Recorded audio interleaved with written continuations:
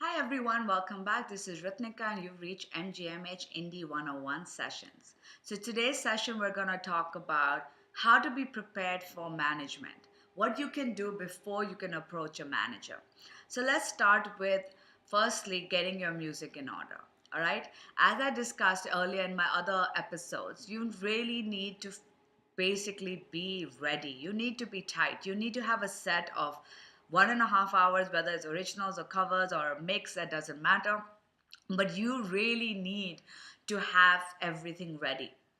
You need to have a stage presence. You need to have a tight set so that you are ready to be put out there to play. Remember, you never find management when you're just starting out, okay? You might find a manager, but for bands who are just starting out, it takes a lot of work and there's not a lot of money. And at the end of the day, for a manager, it makes sense to take you to the next level, which means you got to be at the starting line a little decent so they can take you further.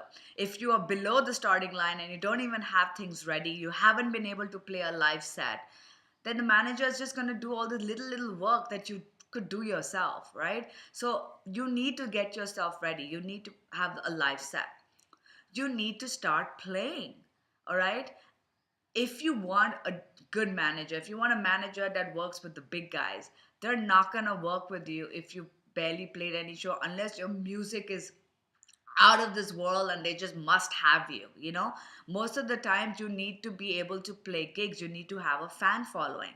If you have a fan following, people, even record labels or digital companies or whatever, will be interested in you, but because they want the fans. But if you don't have any fans and nobody comes to your gigs, the chances of you finding a manager is very slim.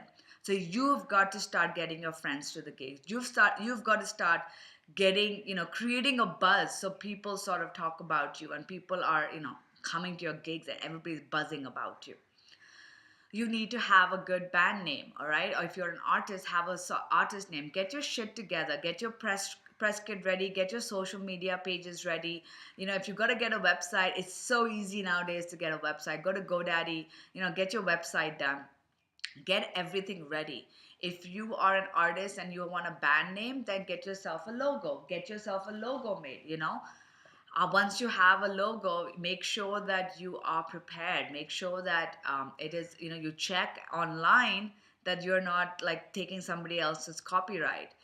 Trademark and copyright makes a big difference. So if your band name is already somebody other's band name, like there's another band with the same name, then you might be infringing on their trademark. So you might want to come up with a name, that's unique. So Googling is the easiest way to find if there are any bands like that. What else? All right, let's see. You got to figure out, sorry, my phone's ringing. You got to figure out what the best, where you fit in the music business, okay? Where you fit in. At the end of the day, you need to be able to sell your music. All right? You need to be able to sell yourself to a manager, to a label, whoever you're approaching. All right? If you don't know where you fit in, if you don't know what your music is all about, if you don't know the voice or what you're trying to portray, then how are you going to sell yourself? All right? You need to be able to know what your music's about. You need to know where in the industry you fit in, who your audience is. All right? Is your audience the small towns? Is your audience the masses? Is the audience just the English speaking people? Is it the pubs? Is it the only festivals? It's only sit down shows? Is it only poetry mixed with whatever? The point is, whatever your space is, you've got to know that. You got to own that. That way, when you talk to a manager, you're like, listen, this is what my music's about. This is what I'm trying to portray. This is where I feel I will fit in. And this is why I feel it will be successful. That's when you go and pitch to a manager, because that's when the manager's going to be like, okay, makes sense. How can I help him take it forward?